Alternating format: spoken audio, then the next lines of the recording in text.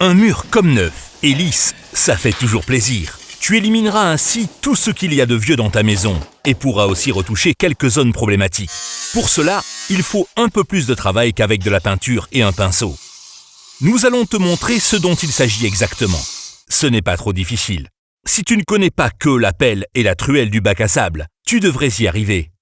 Prévois au moins une semaine pour une pièce de taille moyenne. Il vaut mieux être deux dans tous les cas, même si tous les travaux peuvent aussi être réalisés seuls. C'est parti pour la préparation, comme toujours. Mesurer et arracher. Les habillages et anciens papiers peints doivent disparaître. Pose ensuite les rails à enduit. Les niches de fenêtres et autres similaires peuvent être murées avec des blocs de béton cellulaire. La maçonnerie nue doit être entièrement recrépie. Tu peux finir le plafond avec du crépi au rouleau. Avec un enduit de lissage calcaire, tu obtiens une surface propre et lisse. Ce dont tu as besoin: rails à enduit chaud, bloc de béton cellulaire, décor mural au rouleau et enduit de lissage calcaire. Il faut bien sûr encore bien d'autres choses. Tu peux télécharger une liste détaillée ici.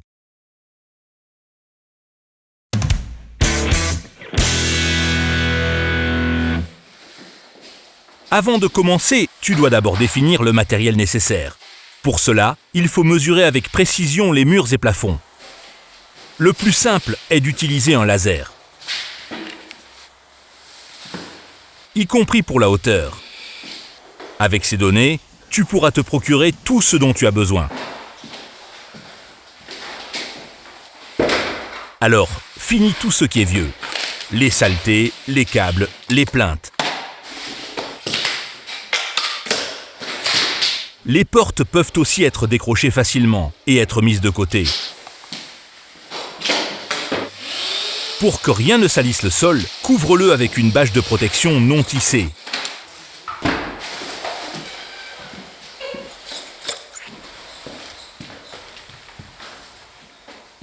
Et pour qu'absolument rien ne le salisse, rajoute du papier de brique de lait dessus. Il ne peut alors plus rien se passer, même si tu laisses tomber une échelle ou que tu fais des taches de crépi. Colle les bandes sur le bord. Et aussi entre elles.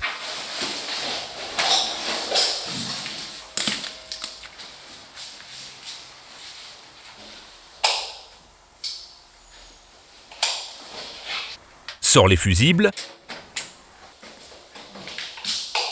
Vérifie à nouveau avec un testeur de tension. Retire les prises et les lampes. Pour cela, il faut bien sûr un spécialiste, surtout pour les inserts. Ils doivent aussi être retirés. Le fusible reste dehors jusqu'à ce que tu aies tout terminé.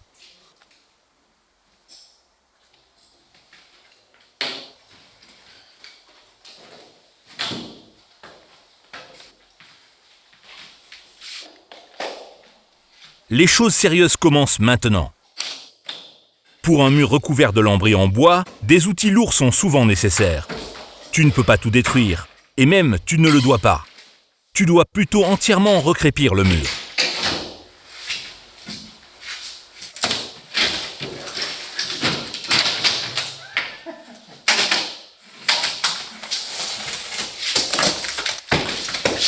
Le soubassement doit aussi être retiré.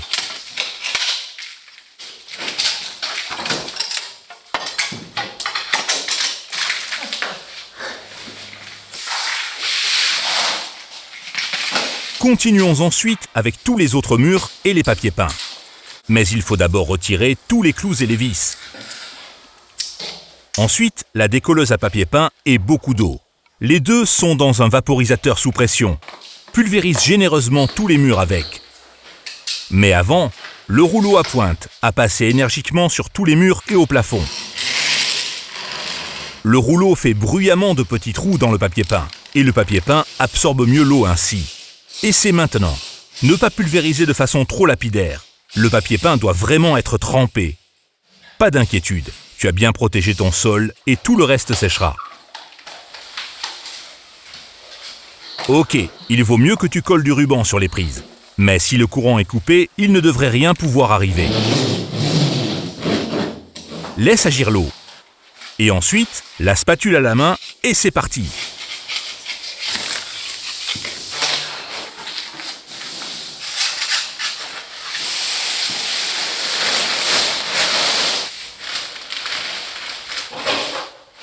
Là où ça colle encore, il te faut plus de décolleuse à papier peint. Les papiers peints tomberont alors carrément du plafond.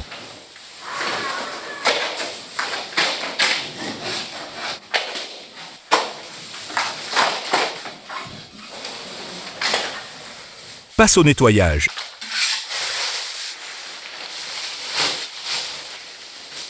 Et pas seulement du sol. Tu dois aussi dégager les murs et le plafond des restes de colle à tapisser. Dans l'idéal, avec une brosse dure et beaucoup d'eau de rinçage. Lavez ensuite avec une taloche à éponge.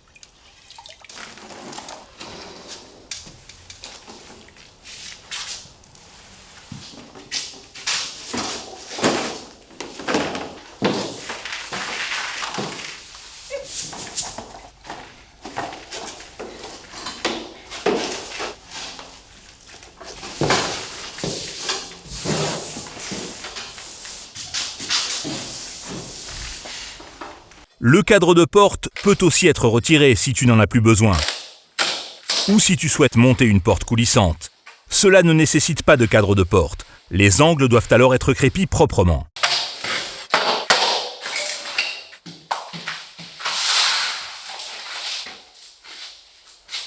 Il est à présent temps de s'occuper de tout ce que tu souhaites. Donc, dans ta chambre, il faut retirer le radiateur.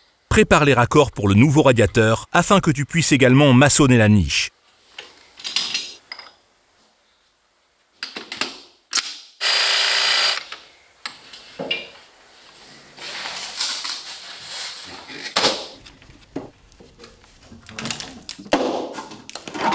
Retire les anciennes plaques dans la niche.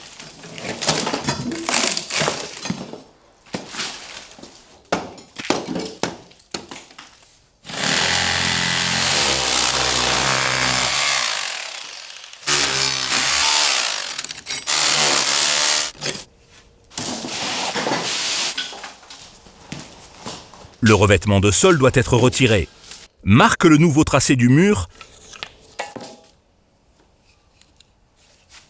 et élimine l'ancien. Utilise par exemple un outil multifonction.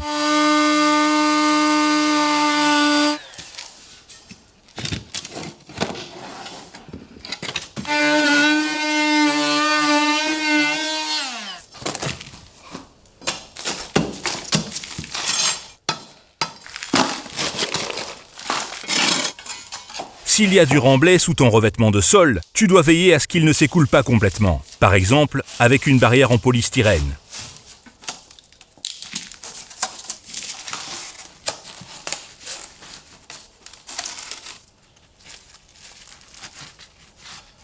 Pour obtenir une transition avec un treillis d'armature sans fissure, élimine encore le crépi sur les côtés sur au moins 10 cm.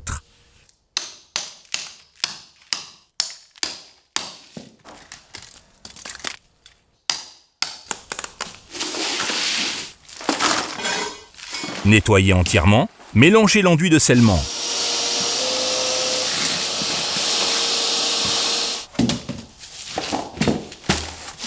Le rapport de mélange est indiqué sur l'emballage.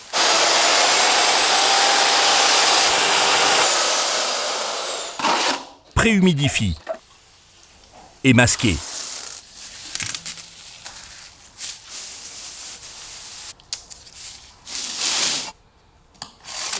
Ferme les trous.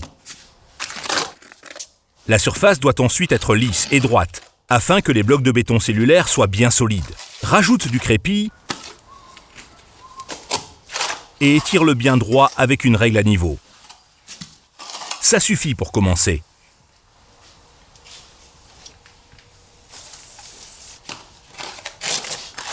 Avec l'enduit de scellement, tu peux alors faire d'autres trous plus grands.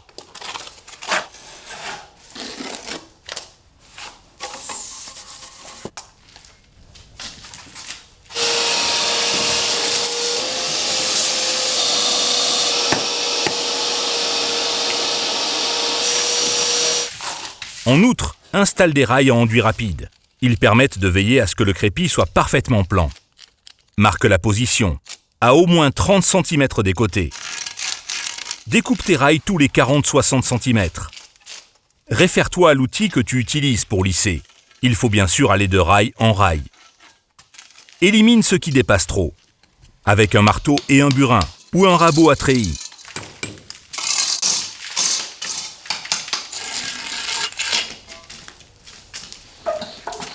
Préhumidifie.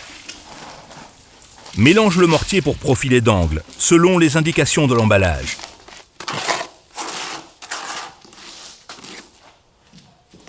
Et découpe les rails d'enduit rapide afin qu'ils soient ajustés au mur. Ils ne doivent cependant pas cogner en haut et en bas. Utilise une scie à métaux ou une meuleuse d'angle.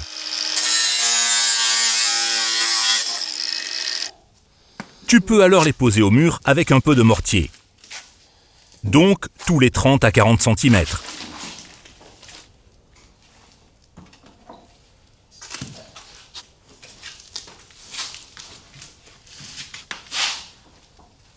Alignés avec précision. Ils doivent être exactement à la verticale et tous à la même hauteur. Pour cela, tu dois tenir compte de l'épaisseur de l'enduit qui doit être appliqué. Nous partons sur 15 mm. Sur les fenêtres, place des rails d'angle, qui protègent ainsi également les angles contre les dommages. Mais seulement en haut, le bas sera bien sûr muré.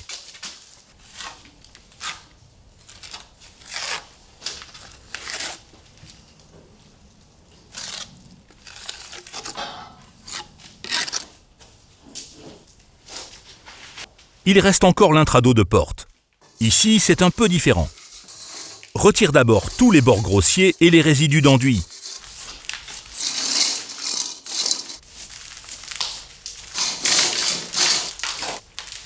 Les bords d'enduit ouverts nécessitent un apprêt, sinon rien ne tiendra dessus.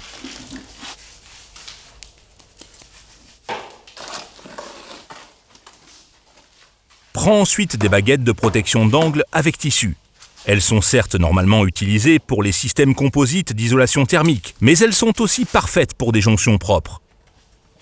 Découpe en bas.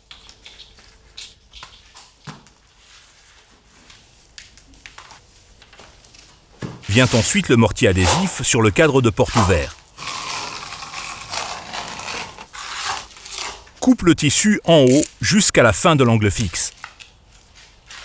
Pose-le. Aligne-le avec précision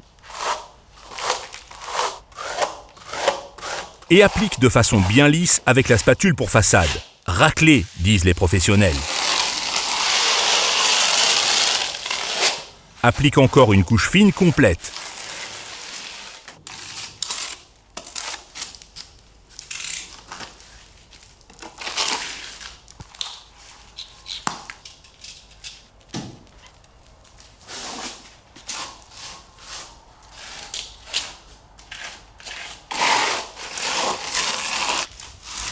La même chose à nouveau en haut sur le linteau.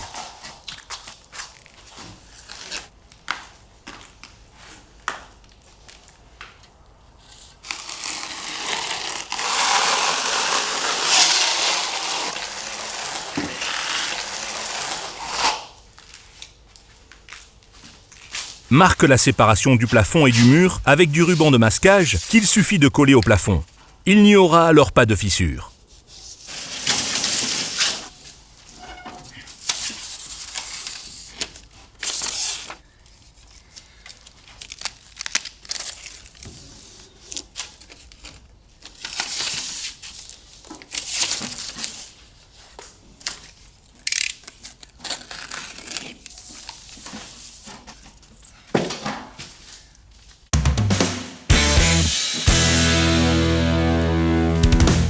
Préhumidifie la niche avant de passer au mortier et à la colle.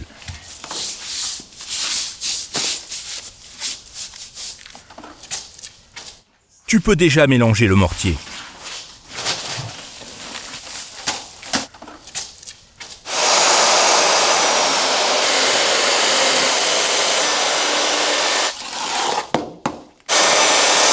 Prends des blocs de béton cellulaire qui sont aussi épais que ta niche. Donc, de la profondeur de l'évidement, moins l'épaisseur de ton crépi. Avec le premier bloc, les raccords pour les radiateurs sont omis. Il faut reporter les mesures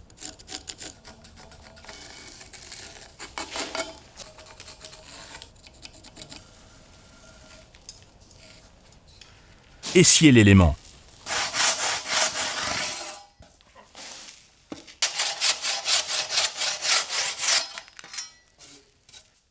Le mortier de maçonnerie et le mortier d'enduit est appliqué au sol comme couche de nivellement.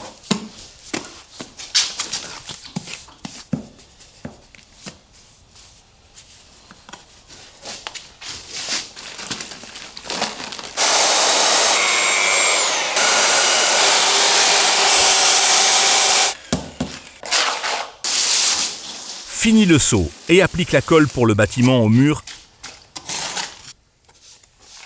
et avec la truelle. Dans l'idéal, avec une denture de 5. Fais la même chose sur les pierres. Tu dois toutes les préhumidifier légèrement avant d'appliquer la colle.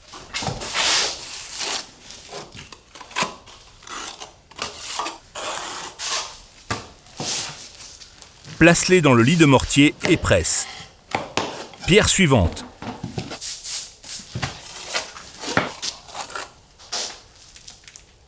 Pour les pierres, tu peux prendre une truelle à colle, t'asseoir, te balancer et prendre l'air. Tu dois découper la dernière pierre.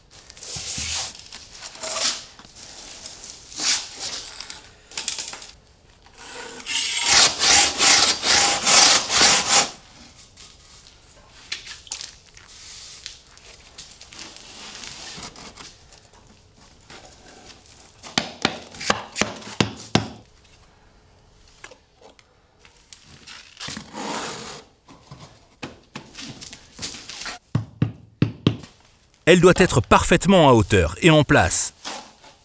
Rangée suivante. Remplis la cavité autour des tuyaux de chauffage avec le mortier de maçonnerie et d'enduit.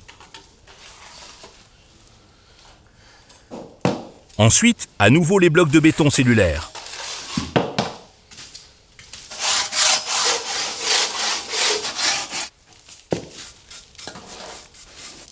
Veille à ce que le joint soit décalé d'au moins 15 cm par rapport au joint en dessous.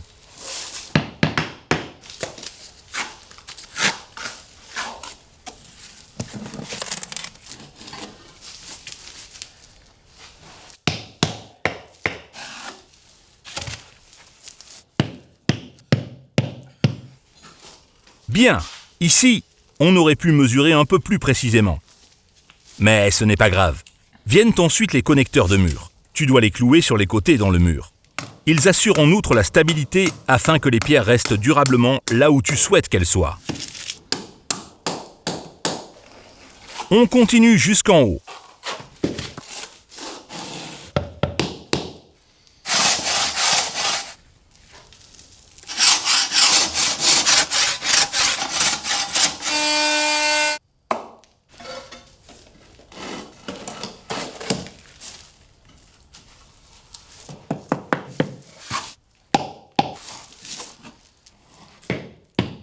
Dans les grands trous, tu peux encore placer les pierres adaptées avec du mortier.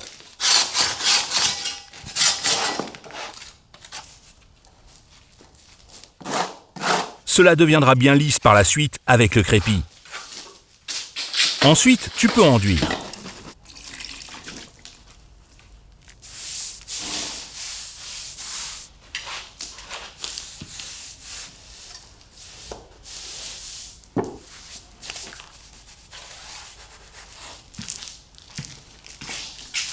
Place ici encore des rails d'enduit rapide.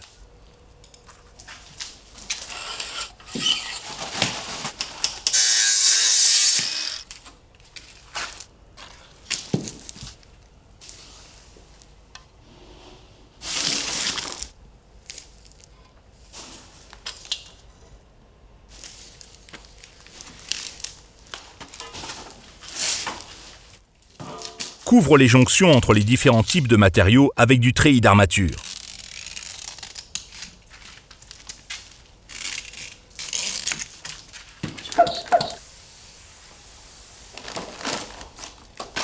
Applique du mortier adhésif pour cela.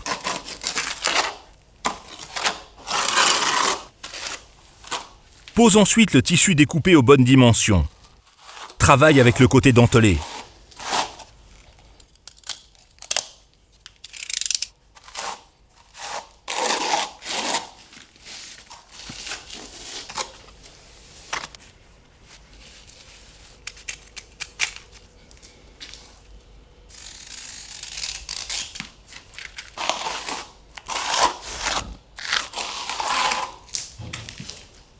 Pour finir, prolonge encore tes boîtiers d'installation en fonction de l'épaisseur du crépi, bien sûr.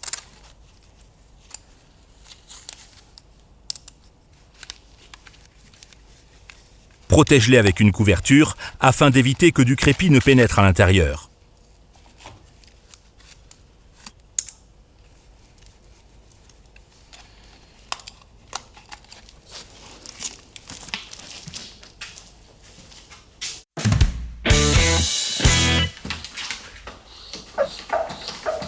Maintenant, il est temps de passer à ce que tu attends avec impatience depuis le début, le crépi lui-même. Pour cela, le mur doit à nouveau être préhumidifié. Ensuite, le crépi est mélangé par sac.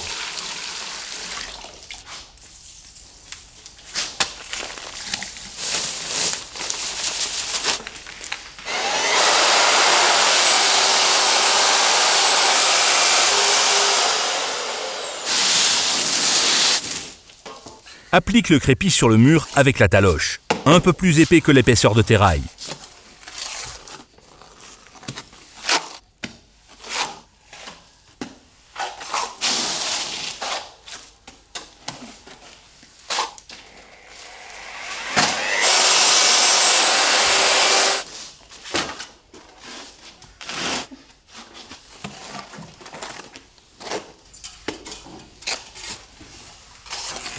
Étire-le de façon lisse et droite avec la règle à niveau, de bas en haut. Grâce au rail à enduit rapide, c'est vraiment facile. Tu peux donc également réaliser différentes sections et faire une pause. On continue, également dans les coins.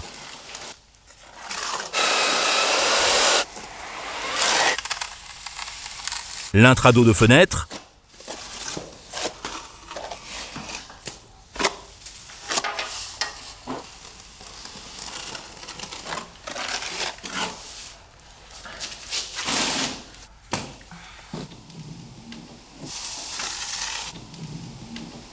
Et les blocs de béton cellulaire.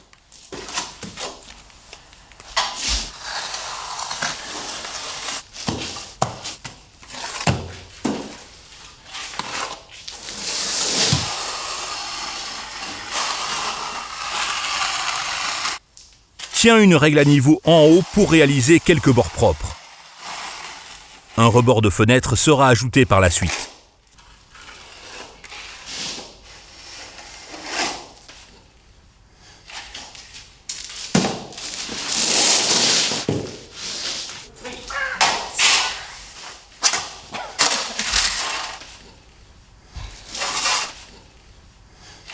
Nettoie les outils.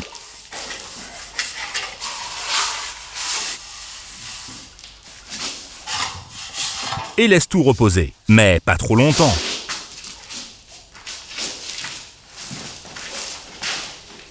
Une fois la surface rigidifiée, passe avec un rabot par-dessus.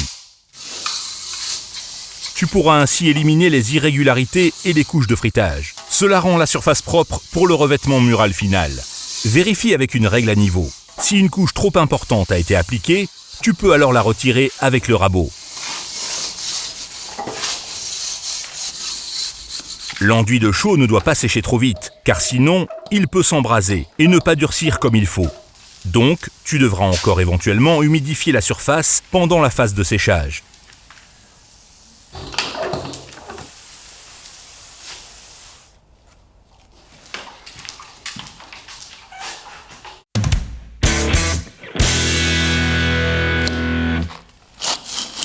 Avant que tu finisses proprement ton plafond avec le crépi au rouleau, tu dois retirer tout ce qui n'y a pas sa place. Par exemple également le ruban de masquage.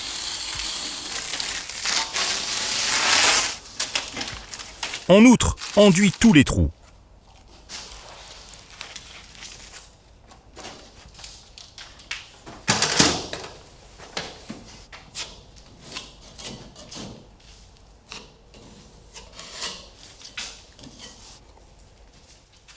Si le plafond est en panneau de cloison sèche, tu dois d'abord armer les jonctions de panneaux avec une bande couvre-joint avant d'appliquer le crépi. Sinon, il peut y avoir un risque de formation de fissures. Mélange de la colle à bois avec un peu d'eau et pose les joints.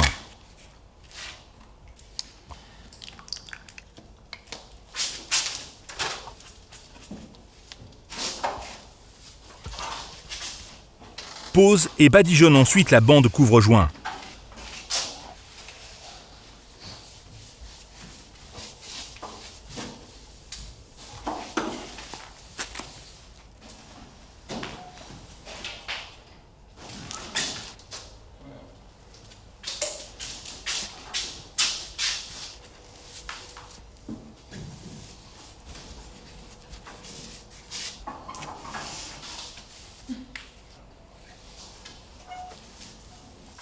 Une fois sec, enduis bien le joint des deux côtés sur 20 cm. Utilise pour cela un enduit à base de plâtre prêt à l'emploi.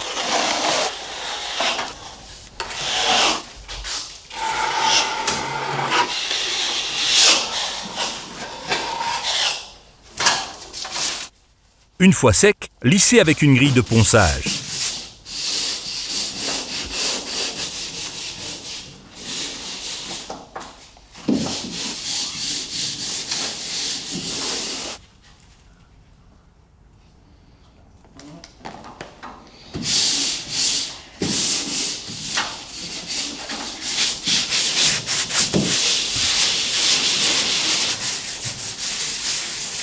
Il faut balayer.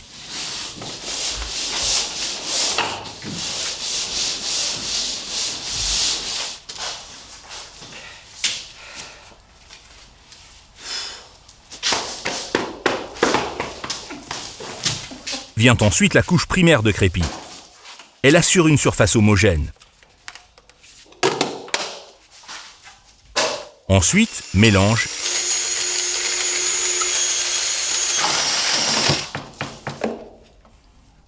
et applique avec le rouleau à peinture, comme la peinture murale.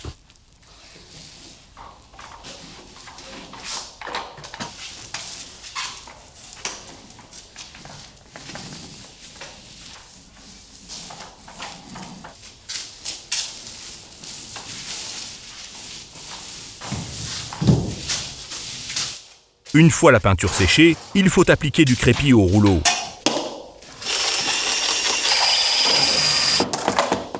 Pour cela, prends un rouleau à poil long.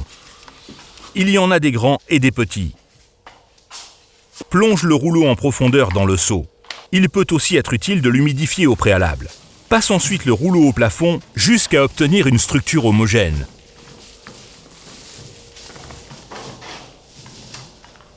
En fonction du matériau, tu peux également structurer ton crépi au rouleau, par exemple avec un pinceau plat pour obtenir un aspect de crépi brossé, ou travailler avec un rouleau en mousse ou un rouleau à trous brûlés. Sur notre plafond, nous utilisons cependant ici un crépi au rouleau fin qui peut facilement être lissé au rouleau.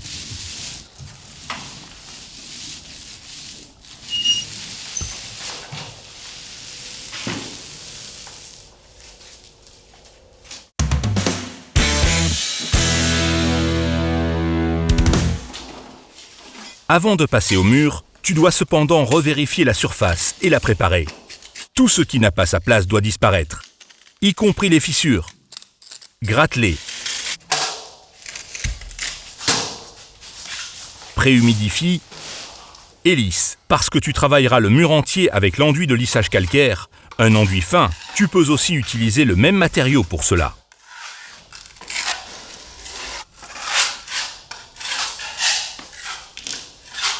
Lisse la surface enduite sur la porte avec le rabot.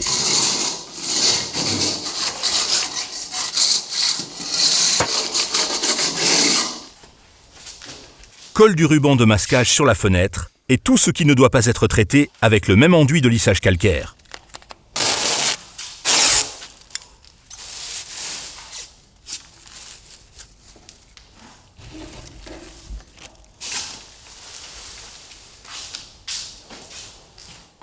Ensuite, c'est parti!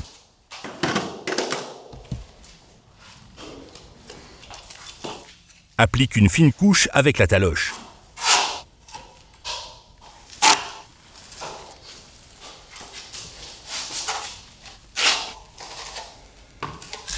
Lisse ensuite avec la spatule pour façade.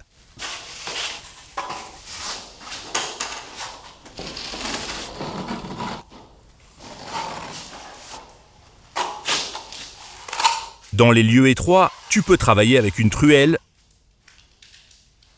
et lisser à partir des angles.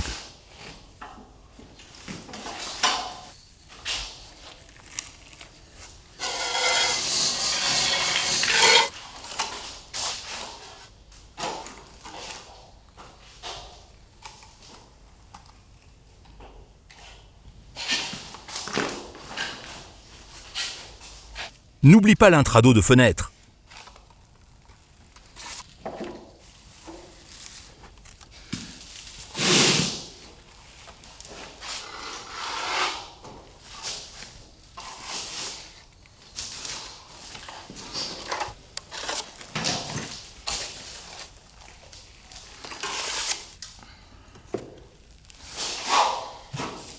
Tu peux ainsi progresser petit à petit dans toute la pièce.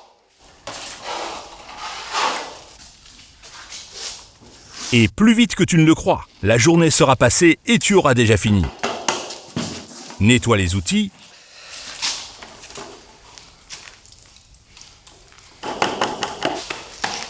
Range.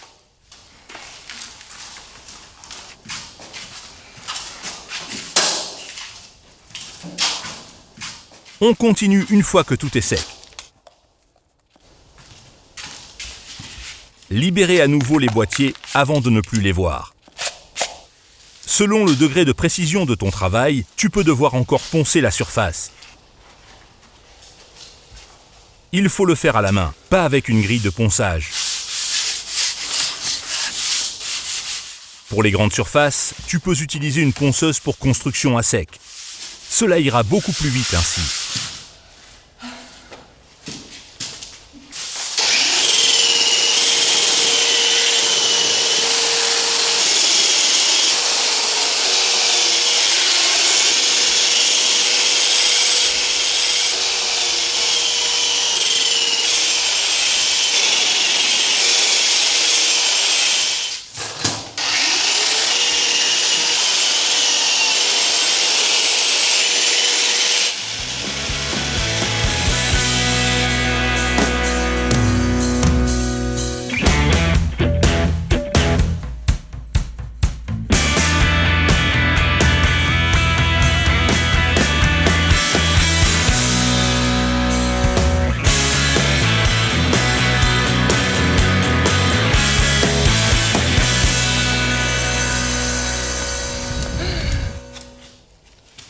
Toujours pas parfait? Alors tu peux apporter des retouches. Avec le même enduit, un jour ou l'autre, ce sera lisse.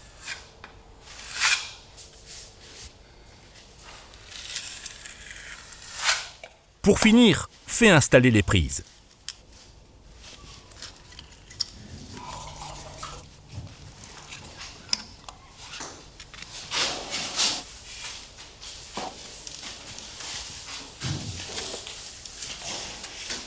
Retire tous les films.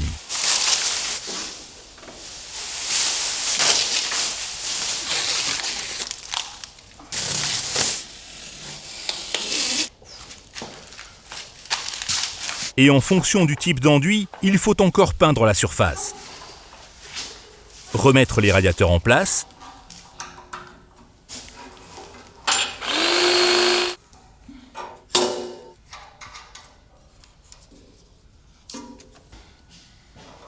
Retirer le papier de brique de lait et le feutre non tissé.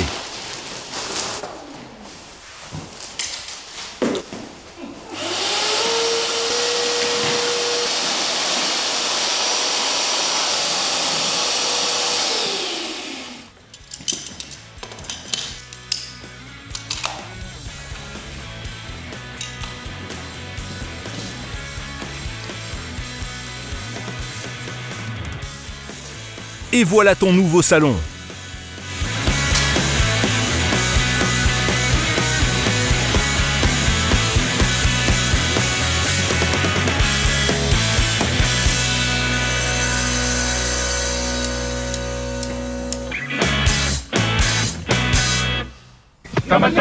Yippee, yippee, yay. télécharge la liste du matériel et des outils et c'est parti pour s'occuper du mur. Tu as d'autres projets? Abonne-toi à Hornebar et ne rate aucun tutoriel. Tu découvriras toute une série d'informations sur des projets avec l'atelier Brico Hornebar.